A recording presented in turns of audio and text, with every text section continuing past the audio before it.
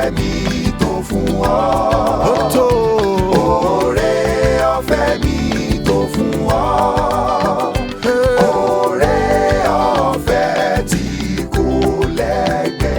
Oore ọ̀fẹ́ mi tó fún ọ.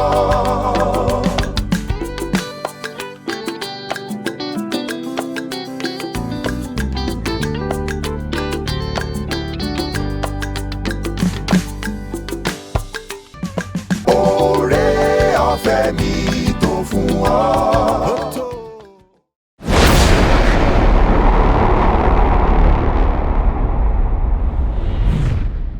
Mo kí gbogbo ẹ̀yin olùwò mi àti olùgbọ́ mi gbogbo. Mo kí wa káàbọ̀ sínú oṣù tuntun lórúkọ Jésù. Oṣù aláyọ̀ ni yóò jẹ́ fún wa. Mo kí wa pé gbogbo oṣù nílẹ̀ Yorùbá wa a máa ń sọ pé oṣù bàbàbà ni. Lórúkọ Jésù, ire àti àánú Ọlọ́run ni ó máa bà sínú ìdílé wa. Kí wa káàbọ̀ sí àkókò oore ọ̀fẹ́ fún ti òní èyí tí ó ń wọlé tọ̀ wá wá.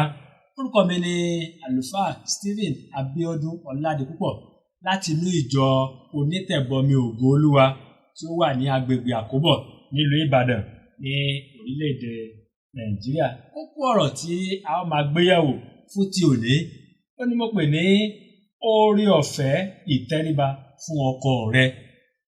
Oore ọ̀fẹ́ ìtẹríba fún ọkọ rẹ. Jẹ́ kí a gbàdúrà.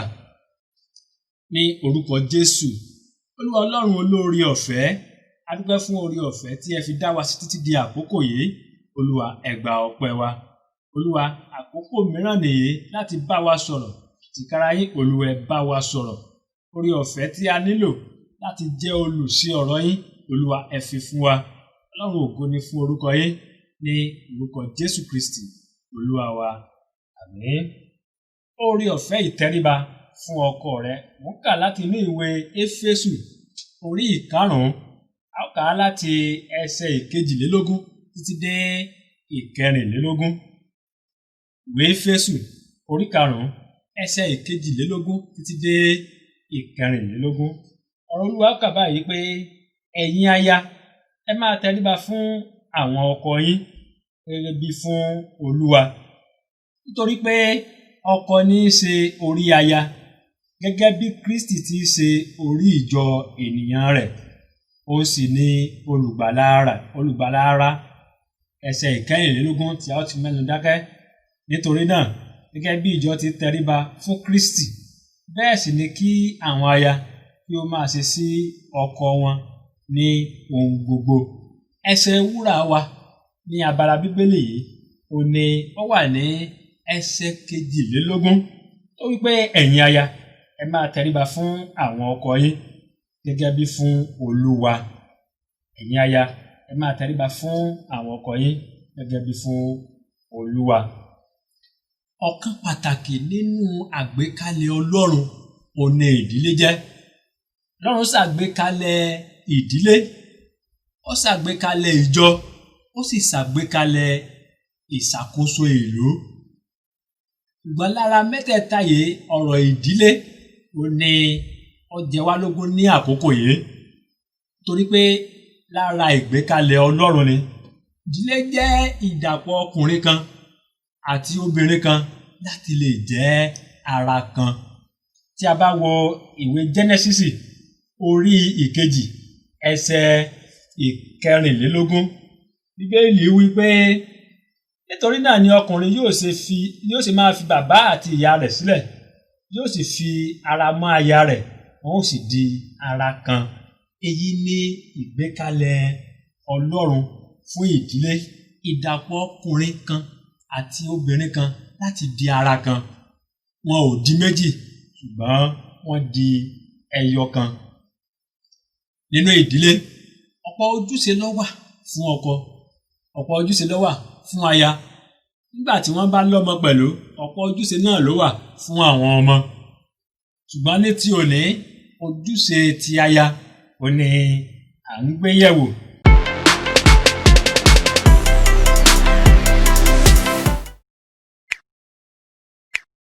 Òǹkọ̀wé Hébérù ó bẹ̀rẹ̀ ọ̀rọ̀ ìyànjú rẹ̀ pẹ̀lú sísọ̀rọ̀ lórí ojúṣe ọkọ àti aya nínú ìdílé. Ó bẹ̀rẹ̀ pẹ̀lú sísọ wípé àwọn méjèèjì nílò láti pọ́nra wọn lé, láti bọ̀wọ̀ fún ara wọn, yàtọ̀ sí pé kí ẹnìkan kó máa jẹ gàba lórí ẹnìkejì. Gẹ́gẹ́ bí a ṣe rí ní ọ̀pọ̀ ìdílé lónìí, àwọn ìdílé mìíràn wà tó jẹ́ pé ọkọ ti rí aya gẹ́gẹ́ bí ẹni tí ó lè jẹ gàba lé lórí. Èyí kò yẹ kó rí bẹ́ẹ̀ rárá, kì í ṣe àgbékalẹ̀ Ọlọ́run bẹ́ẹ̀ rárá. Ó gba ìdílé níyànjú láti bọ̀wọ̀ fún ara wọn, àti pẹ̀lú aya kí ó fi ìtẹríba kó fi fún ọkọ rẹ̀. Ó fi èyí wé bí ìjọ ṣe ń tẹríba fún Kristi.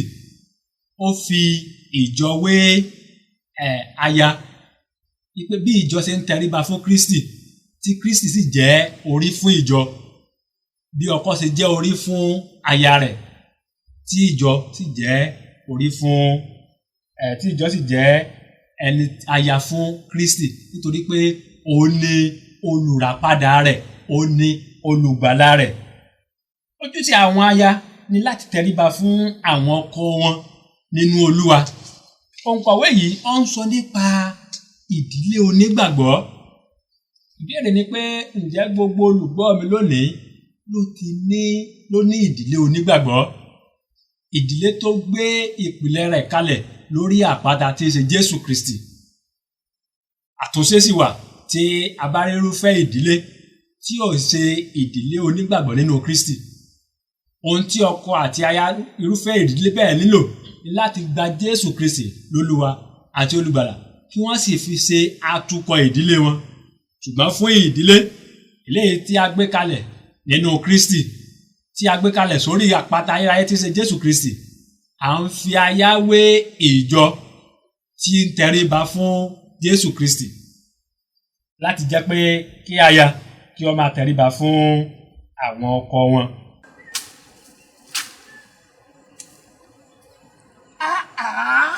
Irú ayé wo wá lè ní wáyé? Àdìsá. Láì oko àgbàdo mi òkè ọ̀hún, òun náà kọ́ kò gbójú báyìí lọ. Ní ìrètí tí n bá débi ọ̀pẹ ìgbò, òun náà máa gbó, ó máa kó lọ́jà láti lọ sọ́ta, ayé ìṣú mi. Àdìsá, gbogbo àrùn yìí. Ètò kan mú gbogbo. Ètò? Orí ọ̀fẹ́ ọjọ́ òní. Nígbà wo ni ètò náà? Ní aago 6 àbọ̀. Sígbà wo? Sí aago 6 àbọ̀. Àràárọ̀. Ní ilé iṣẹ́ ìmáwòrán.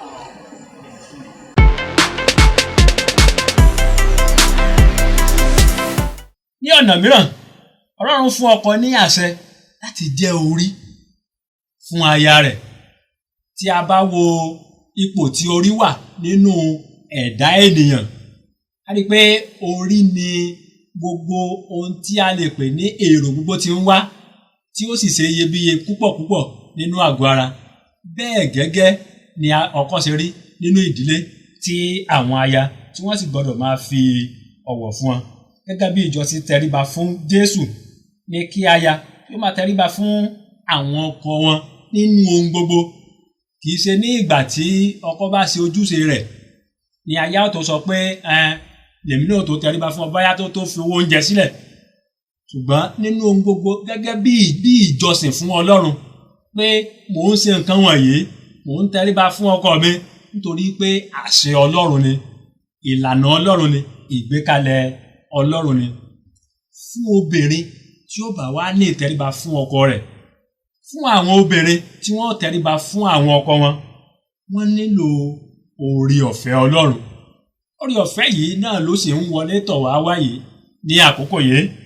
Oore ọ̀fẹ́ yìí òun náà ló wà nínú Jésù Kristi.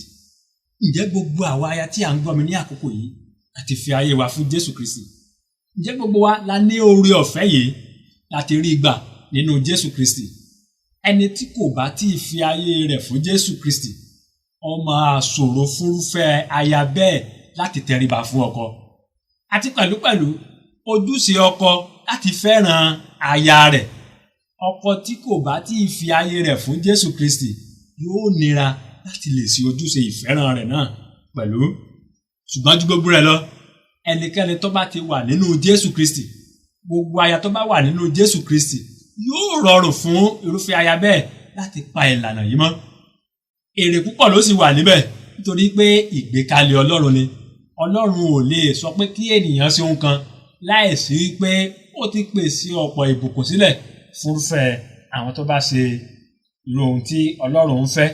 Oore ọ̀fẹ́ ìtẹríba ó wà nínú Jésù Kristi, rọ̀ mọ́. Ó ṣetán láti fún ọ ní oore ọ̀fẹ́ yìí.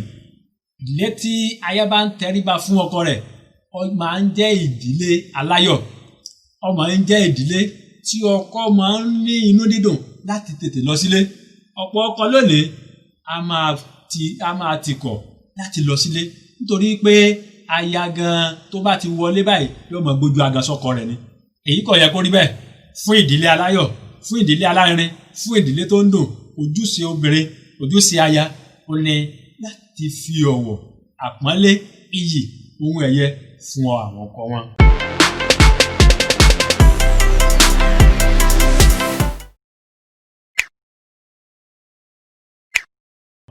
Fún ìdí èyí ńkọ́ ni pé béèrè fún oore ọ̀fẹ́ yìí lónìí gẹ́gẹ́ bí àkókò oore ọ̀fẹ́ ti ń wọlé tọ̀ wá. Béèrè fún lónìí, Ọlọ́run ṣetán láti fi fún ọ. Fi ayé rẹ fún Jésù Kristi lónìí, Ọlọ́run ṣetán láti gbà ọ́, láti gba ìdílé rẹ. Ọlọ́run ṣetán láti fún ọ ní ìdílé aláyọ̀. Ọlọ́run ṣetán láti ṣe ohun gbogbo tí í ṣe nípa ti ìdílé rẹ láti ṣe ní àṣepé. Bí o ti ń ṣe èyí yóò dára fún ọ. Ìdílé rẹ kò sì ní kan.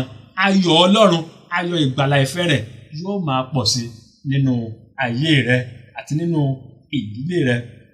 Tẹrí rẹ ba nígbà tí mò ń gbọ́ láti gba àdúrà yìí pé Olúwa Ọlọ́run olóore ọ̀fẹ́ fún mi ní oore ọ̀fẹ́ ìtẹríba fún ọkọ mi. Ọlọ́run olóore ọ̀fẹ́ fún mi ní oore ọ̀fẹ́ láti ṣe ojúṣe mi gẹ́gẹ́ bí aya nínú ìdílé. Ọlọ́run olóore ọ̀fẹ́ ràn mí lọ́wọ́ láti jẹ́ aya tó ń bọ̀wọ̀ tó ń tẹríba fún ọkọ. Ọlọ́run olóore ọ̀fẹ́ fún mi ní oore ọ̀fẹ́ ìgbọràn kíkún sí ọ̀rọ̀ rẹ àti pẹ̀lúpẹ̀lú gbogbo èrè tó wà nínú ìtẹríba fún ọkọ jẹ́ kó jẹ́ ìpín mi ní orúkọ Jésù Kristi Olúwa wa. Àmín. Olúwa gbàdúrà pé kí oore ọ̀fẹ́ rẹ kó máa pọ̀ sí nínú ayé wa láti lè tẹríba fún àwọn ọkọ wa. Olúwa gbàdúrà fún àwọn ènìyàn wọ̀nyí. Olúwa ẹ fi fún wọn bó ní fún orúkọ Olúwa ní orúkọ Jésù Kristi Olúwa wa. Àmín. Mo rọ olùgbọ́ mi kọ̀ọ̀kan, mo rọ olùwò mi kọ̀ọ̀kan nírú àkókò yìí pé ní abẹ́ fọ́nrán wò máwòrán rẹ, wo abẹ́ rẹ̀, wàá rí àmì pupa kan níbẹ̀, gbọ́wọ́lé. Èyí jẹ́ àmì tí ó fún ọ ní oore ọ̀fẹ́ láti lè tẹ̀síwájú láti lè máa jẹ alágbádùn gbogbo iṣẹ́ ìránṣẹ́ tó ń lọ ní orí ìkànnì yìí. Àti pẹ̀lúpẹ̀lú aago ìránnilétí wà ní abala kejì tẹ́ yóò máa rán létí nígbà gbogbo. Ó ṣe ń ṣe èyí, oore ọ̀fẹ́ Ọlọ́run yóò máa pọ̀ sí nínú ayé rẹ lórúkọ Jésù.